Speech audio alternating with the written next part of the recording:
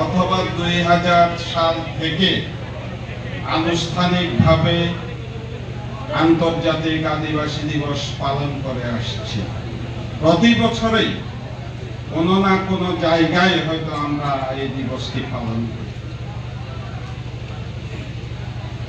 কিন্তু আজকের এই সভা, আজকের এই সমাবেশ ব্যক্তিগতভাবে আমাকে খুবই অনুপ্রাণিত এবং উৎসাহিত করেছে। ইংরেজিতে যদি বলি, আমি ইমপ্রেস হয়েছি। কেননা আজকের এই সমাবেশ আসলে একটু ব্যতিক্রমধর্মী। এখানে আপনারা দেখবেন সবাই ইয়াং। তো মাও সেতুংয়ের একটা কথা আছে, এই পৃথিবী তোমাদের এবং আমাদেরও, কিন্তু অবশেষে তোমাদের। আপাতত হচ্ছে কি, আমার বয়স 57, 60-এর অর্ধে, আপনাদের বয়স অনেকের 18, 19, 20 বা 25-এর কোটায়। এখানে অনেক ছাত্র ছাত্রী এবং বিভিন্ন জাতিগোষ্ঠীর ইয়াং ছাত্র ছাত্রীরা এখানে আছেন। যেহেতু প্রাকৃতিকভাবে আপনাদের আগে কিন্তু আমি চলে যাব, এটাই কিন্তু প্রকৃতির নিয়ম। যে আগে আসে সে আগে চলে যাবে, অথবা যার বয়স বেশি হয় হয়তো প্রকৃতিগতভাবেই আগে চলে যাব, কিন্তু অবশেষে আপনারা থাকবেন।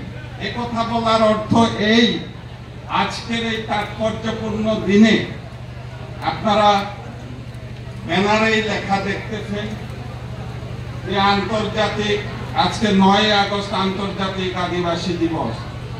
আজকের প্রতিপাদ্য হচ্ছে কি, ইংরেজিতে যদি বলা হয় ইন্ডিজিনাস পিপলস এন্ড AI, তার মানে হচ্ছে, তারপরে হচ্ছে defending rights and defending rights, saving future. বাংলায় এটা হয়তো আদিবাসী ফোরাম বলেছে, আমি আদিবাসী ফোরামকে সমালোচনা করছি তা নয়।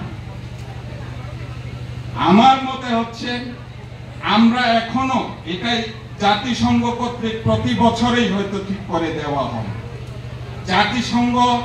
জাতিসংঘের হেডকোয়ার্টার হচ্ছে হয়তো আমেরিকায়। তারা তাদের অবস্থান থেকে এই প্রতিপাদ্য বা এই থিম ঠিক করে দেয়।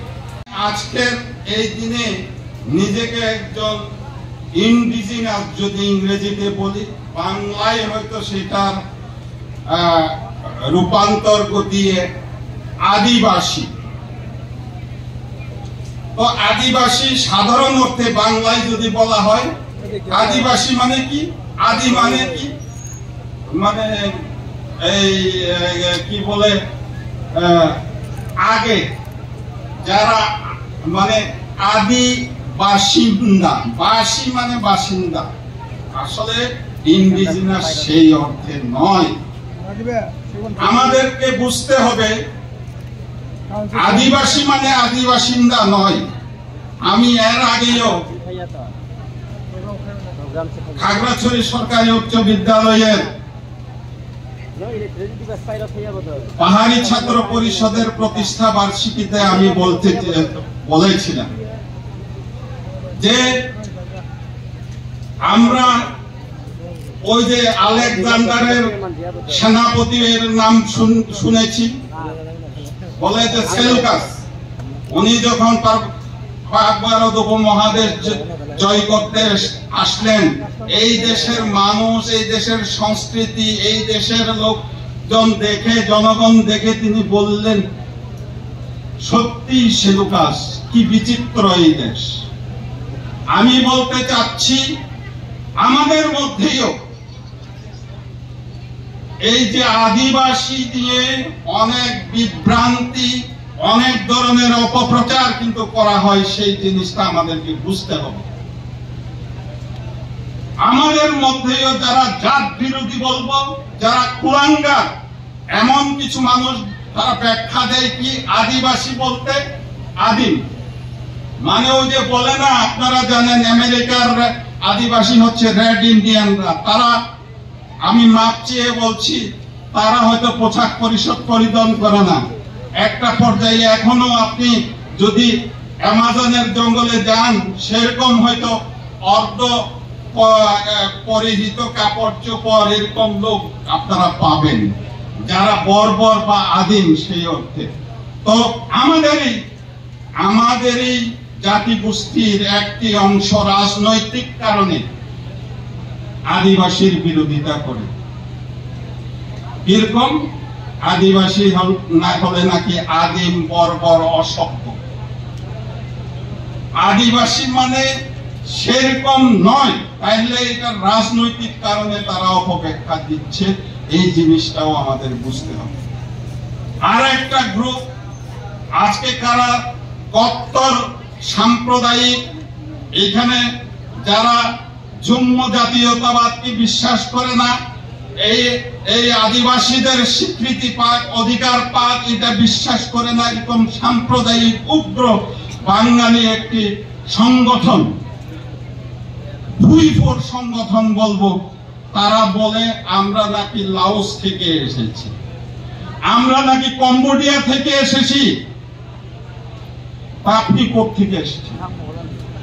আমি যদি প্রশ্ন করি, বাংলাদেশ স্বাধীন হয়েছে 1971-এ,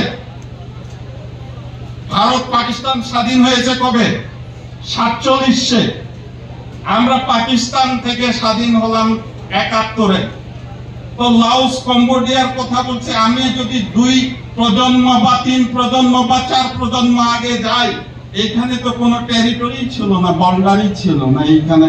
তাহলে আমি ওই যে আমার এই ভাই বললেন, এটা এক সময় ত্রিপুরা মহারাজার আন্ডারে রাজ্য ছিল।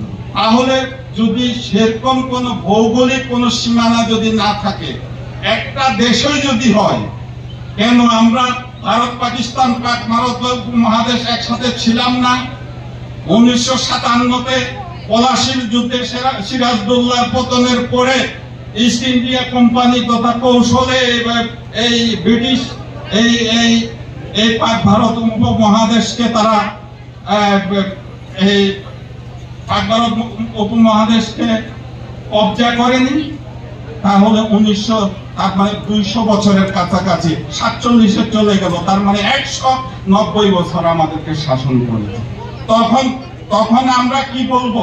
তখন তো তারা তো এইখানে বাণিজ্য করার উদ্দেশ্যে এসছে, কিন্তু তারা পরবর্তীতে এখানে এই দেশকে, এই আমাদের ভূখণ্ডকে তারা কিন্তু কবজা করেছে।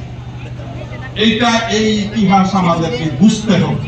তাহলে আমি যে কথাটা বলতে চাই, জাত কুলাঙ্গার কিছু মানুষ আমাদেরকে বলতেছে আমরা আদিবাসী না।